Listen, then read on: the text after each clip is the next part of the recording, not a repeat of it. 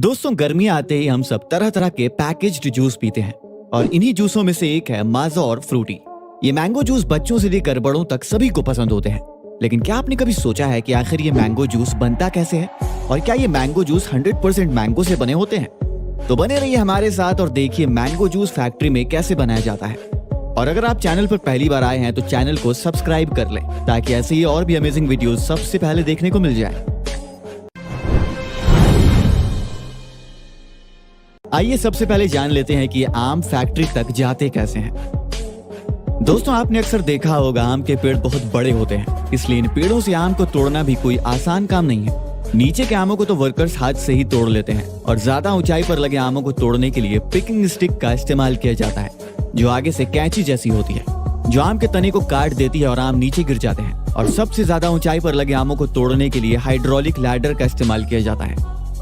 आमों को तोड़ने के बाद एक ट्रैम्पोलिन में फेंक दिया जाता है और नीचे गिरे आमों के तनों को हटा दिया जाता है और इन आमों को भी बाकी आमों की तरह ही ट्रैम्पोलिन में फेंक दिया जाता है। सभी आमों को ट्रैम्पोलिन में डालने के बाद इन पर केमिकल्स छिड़का जाता है या फिर इन आमों को 1 मिनट तक पानी में डुबो कर रख दिया जाता है ताकि आमों के सैप का टॉक्सिक इफेक्ट कम हो सके। इसके बाद इन आमों को एक एलिवेटेड लैडर पर रख दिया जाता है जहाँ से ये आम एक बॉल बीन की तरह कलेक्ट होने के लिए बढ़ते हैं। क्योंकि आम पूरी तरह से पक चुके हैं इसलिए डैमेज भी हो सकते हैं। आमों को डैमेज से बचाने के लिए बॉल बिन के ऊपर फोम की एक मोटी सीट लगा दी जाती है और बाद में इस फोम सीट को हटाकर सारे आमों को बिन में कलेक्ट कर लिया जाता है। इसके बाद इन्हें स्टोर करने के लिए बड़े बड़े स्टोर हाउस में भेज दिया जाता है और यहीं से इन आमों को फैक्ट्री में जूस बनाने के लिए भेजा जाता है। आमों को ट्रक में भरकर फैक्ट्री में पहुंचाया जाता है और ट्रक अनलोड होने के बाद आमों को सबसे पहले एक वॉशिंग प्रोसेस से गुजारा जाता है, जिसमें ये आम पानी में बहते हुए आगे की ओर भेज दिए जाते हैं। इसके बाद सेकंड वॉश प्रोसेस भी होता है, जिसमें पानी के साथ साथ रोलर्स का भी इस्तेमाल किया जाता है ताकि आम हर तरफ से अच्छे से साफ हो सके। इसके बाद इन आमों को एक प्री हीटिंग और सॉफ्टनिंग प्रोसेस के लिए गर्म पानी में 5 मिनट तक रखा जाता है, जिससे आमों पर लगे पॉलीफेनॉल ऑक्सीडेज को हटाया जा सके। इसके अलावा ऐसा करने से आम का रंग भी काफी हद तक अच्छा हो जाता है। आमों के साफ होने के बाद कन्वेयर बेल्ट पर चलते हुए ये आम रोलर्स पर गिरते हैं, जिसके आसपास फैक्ट्री वर्कर्स मौजूद होते हैं। ये वर्कर्स सबसे पहले इन आमों का विजुअल इंस्पेक्शन करते हैं। ये आम को अच्छी तरह से देखते हैं और अगर कोई भी आम जरा सा भी खराब या डैमेज होता है तो उसे लाइन से बाहर निकाल देते हैं और बाकी सही आमों को आगे की ओर भेज देते हैं।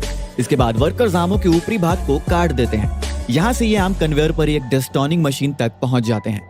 ये डेस्टोनिंग मशीन बिना आम को बर्बाद किए बहुत ही एफिशिएंट ढंग से आमों की गुठलियां और उसके छिलके को हटा देती हैं। इसके बाद ये एक पल्पिंग और एक्सट्रैक्टिंग मशीन के अंदर भेजे जाते हैं, जहां इन आमों को मैंगो जूस में बदल दिया जाता है। यह मशीन आम को 2 तरह से मैंगो जूस में बदल देती है, विद पल्प और विदाउट पल्प।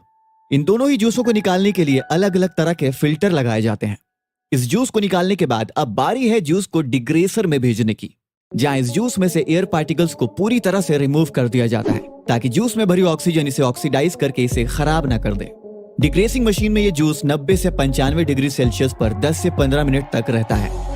अभी इस मैंगो जूस के साथ एक समस्या ये भी है कि इसकी डेंसिटी एक जैसी नहीं है। इसके अलावा इसमें कुछ छोटे तो कुछ बड़े पार्टिकल्स भी हैं, जो हमारे जूस का टेस्ट और टेक्सचर दोनों ही खराब कर सकते हैं। तो इस परेशानी से निपटने के लिए इसे एक होमोजेनाइजर मशीन में भेजा जाता है, जहां 20 से 25 मेगापास्कल के प्रेशर पर इस पूरे जूस को 2 से 3 बार होमोजेनाइज किया जाएगा। इस प्रोसेस के बाद जूस के सारे पार्टिकल्स एक साइज के हो जाते हैं। होमोजेनाइज मैंगो जूस को इसके बाद स्टेरिलाइजेशन प्रोसेस के लिए आगे भेज दिया जाता है। स्टेरिलाइजेशन प्रोसेस में जूस में मौजूद सभी हार्मफुल बैक्टीरिया को खत्म कर दिया जाता है। जूस को स्टेरिलाइजेशन मशीन में डालकर 62 से 85 डिग्री सेल्सियस तक गर्म किया जाता है और इसके बाद जूस को जल्दी से ठंडा भी कर लिया जाता है। स्टेरिलाइजेशन प्रोसेस से मैंगो जूस की शेल्फ लाइफ काफी बढ़ जाती है, जिससे ये महीनों तक खराब नहीं होता। जूस को इस प्रोसेस के बाद बड़े बड़े स्टोरेज टैंक्स में स्टोर करके रख लिया जाता है ताकि आम का सीजन ना होने के बाद भी मैंगो जूस की कमी ना हो। अगर आपको लगता है कि आप जो मैंगो जूस पीते हैं वो एकदम फ्रेश होता है, तो ऐसा बिल्कुल भी नहीं है। जूस को लंबे समय तक स्टोर करने का एक नुकसान ये है कि धीरे धीरे ये जूस अपना फ्लेवर लूज करने लगता है और इसीलिए जूस कंपनियां जूस में आर्टिफिशियल फ्लेवर्स डालती हैं। इसी वजह से जूस की बोतल पर आर्टिफिशियल फ्लेवर्स एडेड लिखा होता है।